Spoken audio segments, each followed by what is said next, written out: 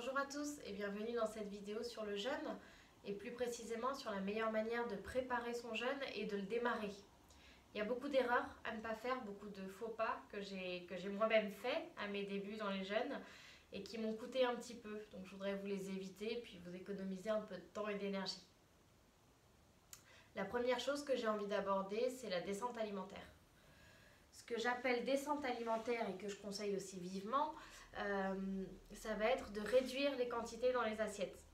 Je sais qu'on aime se servir de grosses portions qui calent bien l'estomac, mais je pense que c'est pas plus mal d'habituer le corps à la faim tranquillement. Peut-être commencer 3-4 jours avant le jeûne à réduire les quantités de ce qu'on mange, peut-être même fractionner les repas si on ne se sent pas capable de mettre peu de choses dans son assiette, se servir la même assiette que d'habitude, mais la manger peut-être en plusieurs fois.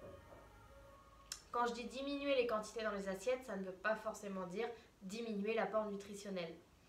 On peut manger en plus petite quantité, mais plus chargé en nutriments, c'est-à-dire plus de légumes, plus de fruits, plus de protéines, plus de graisses, etc. Le but, c'est d'habituer le corps à la faim, mais tout en lui apportant tout ce dont il aura besoin pour tenir pendant ces quelques jours où vous n'allez pas manger. Ce que je peux conseiller aussi, c'est de peut-être sauter un repas dans la journée. En retirer un, ça peut être le matin, ça peut être le soir. Et puis de voir aussi comment vous vous sentez en retirant un repas. Voilà pour la descente alimentaire, donc la première chose que je conseille.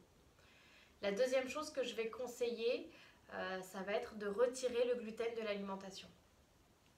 Pourquoi retirer le gluten de l'alimentation? C'est vraiment pour se faciliter la gestion de la faim après, pendant le jeûne. C'est-à-dire qu'on est vraiment accro au gluten. Et pour vous expliquer ça simplement, c'est-à-dire que le gluten, quand il est ingéré, il va se dégrader en polypeptides. Et ces polypeptides vont aller se fixer sur les récepteurs de l'adrénaline. Donc ça crée une sensation de plaisir et c'est à cette sensation-là qu'on est accro. Donc vraiment, stopper le gluten 3-4 jours avant le début du jeûne va vraiment faciliter votre gestion de la faim pendant le jeûne. Donc ça, c'est la deuxième chose que je conseille. Et puis la troisième chose, ça va être que du mental, c'est-à-dire se trouver une vraie motivation. Ça peut être une motivation santé, ça peut être une motivation perte de poids, ça peut être tout simplement juste une motivation détox ou juste pour essayer. Mais ce que je veux dire, c'est qu'il m'est arrivé de commencer des jeûnes simplement parce que j'avais dit que je ferais un jeûne tel jour et donc je commence ce jeûne et finalement dans les premières 24 heures ça me fatigue, j'en ai marre et je me rends compte que la vraie motivation n'est pas là et donc je craque le jeûne dans les premières 24 heures. Donc vraiment avant le jeûne, je vous conseille de réfléchir au pourquoi est-ce que vous faites ce jeûne et une fois que la motivation est là, allez-y, faites-le. Je déconseille aussi de le faire dans des périodes où on est particulièrement fatigué parce que dans ces cas-là, pareil, vous allez craquer votre jeûne dans les premières 24 heures ou alors vous allez pousser votre corps un petit peu trop au-delà de ses limites. Donc vraiment le faire à un moment où on est prêt psychologiquement, donc on en a vraiment envie, on sait pourquoi, on a une vraie motivation pour le faire et puis un moment où effectivement le corps n'est pas déjà au bout de ses limites.